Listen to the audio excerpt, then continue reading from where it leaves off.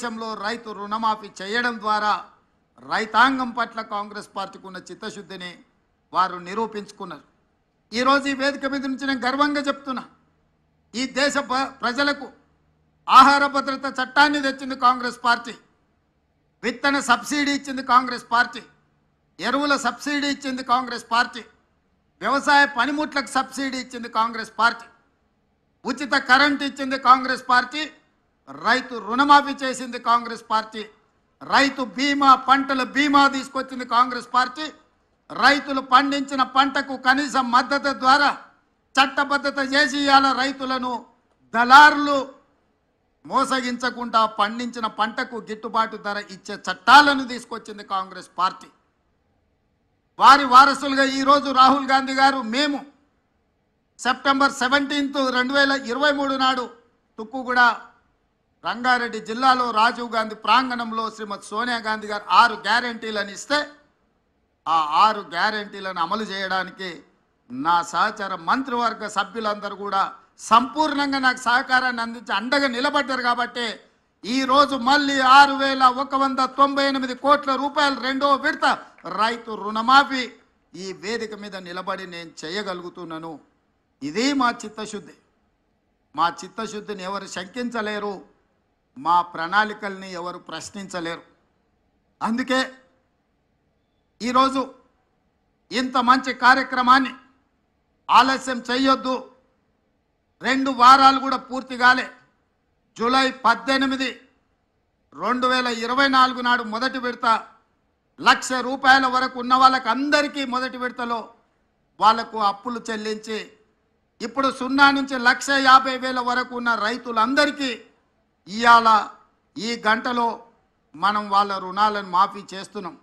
నెల తిరగకముందే 0 నుంచి 1,50,000 వరకు ఉన్న దాదాపుగా 18 లక్షల మంది రైతుల రుణాలను మాఫీ చేసి మా చిత్తశుద్ధిని నిరూపించుకున్నాం.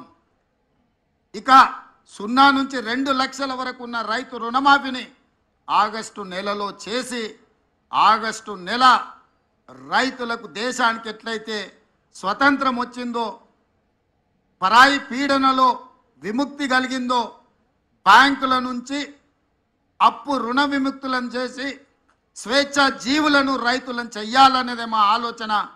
జూలై నెల, ఆగస్టు నెల చరిత్రలో లిఖించదగిన నెలలు. నేను ఒక్క మాట స్పష్టంగా చెప్పదలుచుకున్నా, 77 సంవత్సరాల స్వతంత్ర భారతదేశంలో ఏ రాష్ట్రం కూడా 31,000 కోట్ల రూపాయల రుణమాఫీ చెయ్యలేదు. ఈరోజు తెలంగాణ రాష్ట్రం మా ప్రభుత్వం చేసింది. ఇది దేశ చరిత్రలోనే రికార్డ్. ఈ రికార్డ్ రైతుల కోసమే చేసినాము, రైతులను ఆదుకోవాలన్న ఆలోచనతో చేసినాము. ఇవాళ మేము రుణమాఫీ చేసినామంటే ఎన్నికలు లేవు, మేము ఓట్లు అడగడం లేదు. ఎన్నికలు ఉన్నప్పుడు ఓట్లు అడిగినప్పుడు రాజకీయ పార్టీలు ఇట్లాంటి నిర్ణయాలు చేస్తాయి తప్ప రాజకీయ ప్రయోజనం లేకుండా రైతు ప్రయోజనం కోసం ఎప్పుడు జరగలే.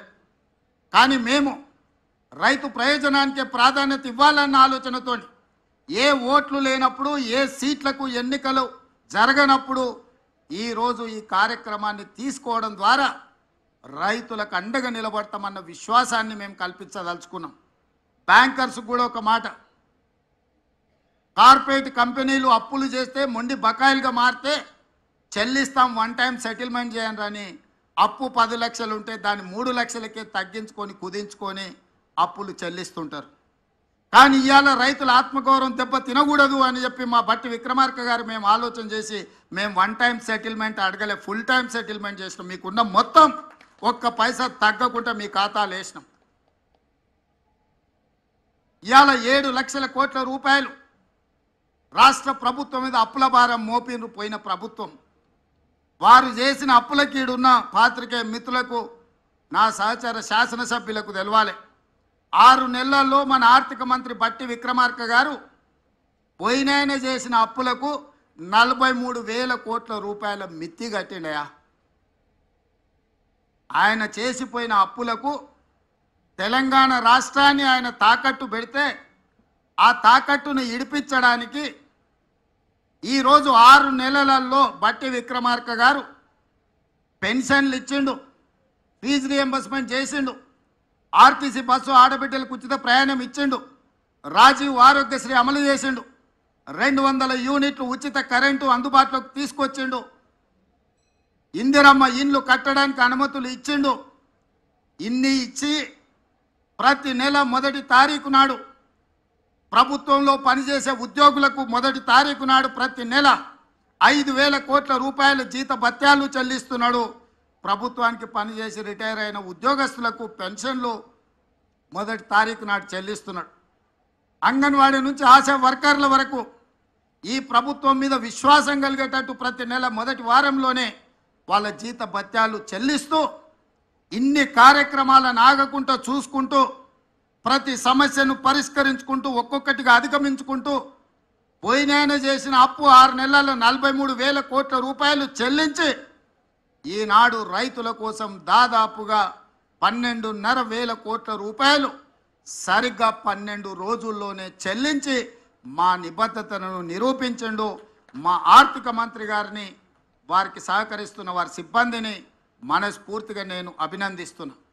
వారందరూ సహకరించడం వల్లనే ఇంత గొప్ప కార్యక్రమం చేసే అవకాశం నాకు దక్కింది. అందుకే మిత్రులారా, ఇది ఒక గొప్ప కార్యక్రమం, జీవితకాలం మనకు గుర్తుండిపోయే ఒక తీపి జ్ఞాపకం. రైతాంగం ఆత్మగౌరవంతో తలెత్తుకునే కార్యక్రమం ఇది. అందుకే ఈ కార్యక్రమంలో పాల్గొన్న మీ అందరికీ, ఇక్కడికి వచ్చి ఇంత మంచి కార్యక్రమంలో పాల్గొని మమ్మల్ని ఆశీర్వదించినందుకు, అండగా నిలబడ్డందుకు మీకందరికీ మనస్ఫూర్తిగా కృతజ్ఞత తెలియజేస్తూ సెలవు తీసుకుంటున్న మిత్రులారా.